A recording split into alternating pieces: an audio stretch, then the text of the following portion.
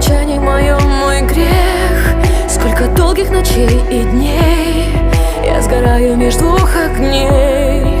Под гипнозом иду к нему, в поцелуях его тону. Возвращаюсь к утру домой, а внутри любовь и боль.